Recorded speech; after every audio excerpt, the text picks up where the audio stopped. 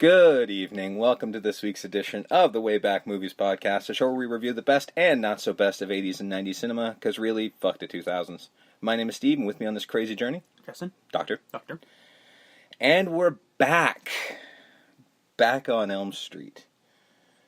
Just like Freddy's back. And yes, that was, in fact, Freddy Krueger rapping. I'll get to why that happened in a bit, but yeah, so that actually happened, and oddly enough, not Freddy's only appearance on a record. You may have noticed in my apartment I have a couple records sitting up, the soundtrack for this movie, as well as a thing called Freddy's Greatest Hits by the Elm Street Singers. And it's basically just a bunch of like somewhat rock and roll standards, things like, you know, like Dream a Little Dream and whatnot. And Freddie appears on all these albums. What happened hideous. to that? What? Like doing that kind of thing? thing? Doing that kind of thing. Because that doesn't happen That does not anymore. happen anymore. Because the Simpsons were famous for doing stuff like the that. Simpsons. Like, the Simpsons recorded an album. This was kind of like for that. 80s, 90s. Like these like fictional characters would do songs and do commercials and do like that doesn't happen anymore. I mean, in a way, it kind of does because you got things like Metalocalypse that put out an album 3 actually and 4, and toured. But that show was about a band. It was. Yeah, no, they don't do novelty records like that's this what anymore. I mean. I guess that's what I'm getting at. They don't do novelty records anymore. I don't know why it didn't happen because I'm guessing just because they never really sold because they were always terrible and yeah, I'm not saying these were like. I mean, you know, for the end 5-star efforts, but for the end of one of these, maybe for Nightmare 5, just because I have to put something positive in that episode. I'll throw at the end of the episode. I'll throw in one of the songs from the Elm Street Singers because I'm not gonna lie, it's fucking atrociously bad, but. It was Robert Englund. I looked in the liner notes. He is Freddy Krueger, but it's... I mean, is it like Robert Englund as Freddy Krueger? I don't remember for the life of me, because I've never actually opened the album, because why would you open something like that? Because there's certainly no reason to ever listen to it. But I believe looking at the... I do remember seeing... I don't know. I'm pretty sure it probably says something along the lines of like Freddy Krueger as himself, but if you look deeper, it'll probably say Robert Englund somewhere. But...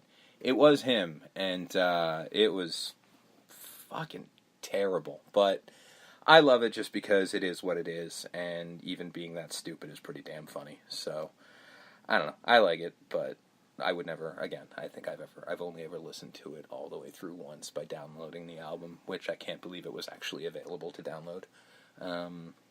But yeah, so it does exist. But all of that being said, I guess we should just get on with the show and travel back to 1988 for A Nightmare on Elm Street 4: The Dream Master.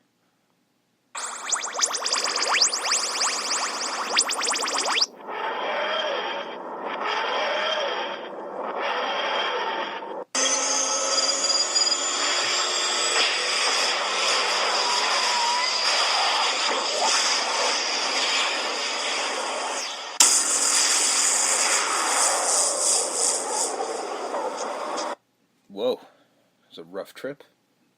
So here we are, 1988, August 19th. Ironically, my sister's birthday. I'm a month. You're a month, yes. I think my sister is 9. I am... Math is not my strong suit. I am 6. So, there you go. Yeah, so you can do the math on how old we are. Ha ha ha! There you go. Good for you. So here we are.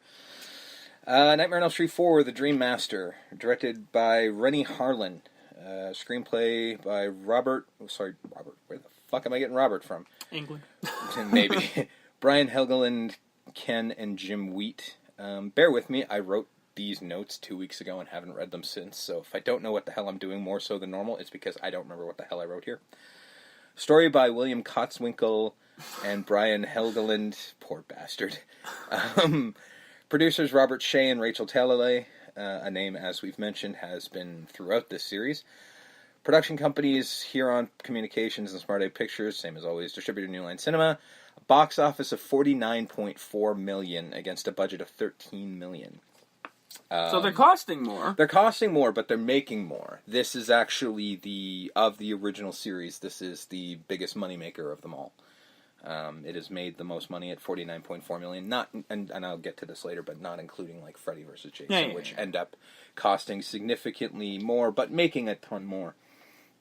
So the cast, for the first time, billed on the top. Robert Englund as Freddy Krueger. Took him more movies. You think? Lisa Wilcox as Alice Johnson. Danny Hassel as Dan Jordan. Tuesday night replacing Patricia Arquette as Kristen Parker. Ken Sagos as Roland Kincaid. Rodney Eastman as Joey Crucell. Andrus Jones as Rick Johnson. Brooke Theiss as Debbie Stevens. Toy Newkirk as Sheila Kopecki, which I didn't even know she had a last name until I read that. Most of these people don't have last names. No, they pretty much don't. Most of these people don't even have names. You don't realize their name until you read the credit. Well, they did. In this case, they all had first names, but the last names are all, except for, I think, the Johnsons. Everything else is bullshit. Right. Nicholas Mille as Dennis Johnson, and Brooke Bundy returning as Elaine Parker. So, production on this flick. Sarah Risher, as she did with every sequel, initially went to Wes Craven to direct and rewrite the script, which he turned down. He was probably working on The Serpent and the Rainbow at the time. That would be my guess, anyway. Yeah. Brian Helgeland was hired to write the film after being recommended by Robert Englund after he wrote the screenplay to Robert's directorial debut, 976 Evil. I'll get to that someday, and no, it's not good. This film had a release date set, but no script or director. And that's always good. You think? And Helgeland was hired under the condition that he could deliver the script within 7 days. He was advised by Bob Shea that if the script came in a day late, they didn't want it. You got a week. Yeah. A week. That's it. No more, no less. A week. Okay, Bob. Helgeland then flew home to Massachusetts for Christmas and wrote the script sitting at his father's kitchen table. He then FedExed the finished script back to Los Angeles. This is before email, kids. And made his deadline. The film marks Helgeland's first screen credit. Although 976 Evil was produced first, it was released after. Did the 7 days include, like, time for FedExing and all that stuff? I'm not sure. That wasn't clear. But I want it on my desk in 7 days. That's actually possible. Sounds like a Bob Shea move. A little bit. The man is a bit nuts. And guy had to go to Christmas time writing this movie. Yeah. We're not exactly in the season. We're having so much fun. And who does Freddy kill today? Yeah. Scott Pierce is listed as screenwriter. It's a pseudonym of Jim Wheat and Ken Wheat for reasons I don't know. I looked and no one explained why. It's not like... So they're not the Wheat Boys. They're not. Apparently, wheat was not how they wanted to live their life. I don't know. Rennie Harlan got the job by refusing to take no for an answer. Rather than accept the rejection, he instead showed up at the New Line Cinema offices on a daily basis, repeatedly requesting to speak to Bob Shea. For a variety of reasons, they didn't like any of the other directors who came in for meetings about the movie, and Harlan always seemed to be around. Eventually, his persistent won, to some degree, because he was so clearly impoverished that his clothes never seemed to change day by day, and they started to smell. They had to hire him just so he could afford some new clothes, or so Bob Shea jokes. According to Harlan, Shea rarely ever spoke to him throughout the shoot, even though he would visit the set quite often. That made filming Shea's cameo quite a bit difficult. The resulting tension meant Harlan lived each day on set like it would be his last, because he was fairly positive Shea was going to fire him at any moment without warning. Because that's what you want to do when making a movie, make it pretend. According to the casting director for most of these movies, Annette Benson, over 600 actresses auditioned for the role of Alice. How do you have that kind of time? Especially in a movie that you're literally doing in 1 year. And how many of those 600 people were somebody super famous that... I'm not sure any of them are actually listed this time. It's not like Nightmare, where it was like Woodstock, where everybody claimed to have auditioned. Brooke Theiss, I like this, who plays Debbie, is the third sister on the sitcom Just the 10 of Us to be in a Nightmare on Elm Street film, following Heather Langenkamp, who played Nancy, and Joanne Willette, who played one of the girls on the bus in Part 2. So for some reason, 3 of the sisters on this show were all Nightmare girls. Bob Shea's just like, I like that show. I need to add more. Let's kill those kids on that show. The show was actually airing at the time of this flick. So during their summer hiatus, Brooke Theiss filmed this. So it was like, hey, look, I'm a Nightmare girl. Who knew? Rodney Eastman and Ken Sagos, Joey and Kincaid respectively, wanted larger parts in the film and were shocked to see they were killed off quick. Guys, it's a horror movie. That's what happens. Like, when you're a returning character, 90% of the time, you're dead within the first 20 minutes. Always happens. Yeah, that's just how it goes. I'm surprised they were in it as long as they were. Me too. And they weren't in it long. They also found it very hard to convey the homecoming with Kristen in the movie since it wasn't Patricia Arquette.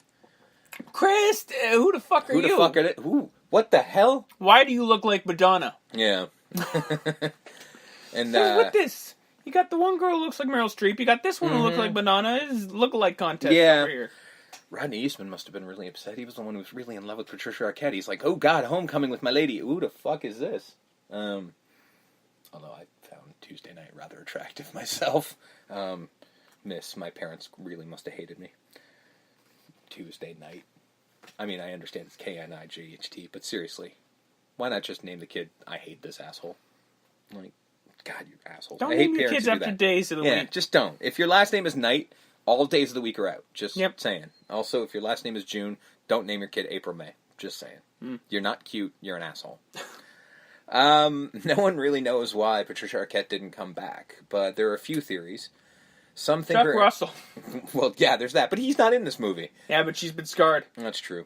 Some think her agent asked for more money, which is likely because she was actually becoming popular by this point. Yeah, that's true. But New Line Cinema doesn't agree with that.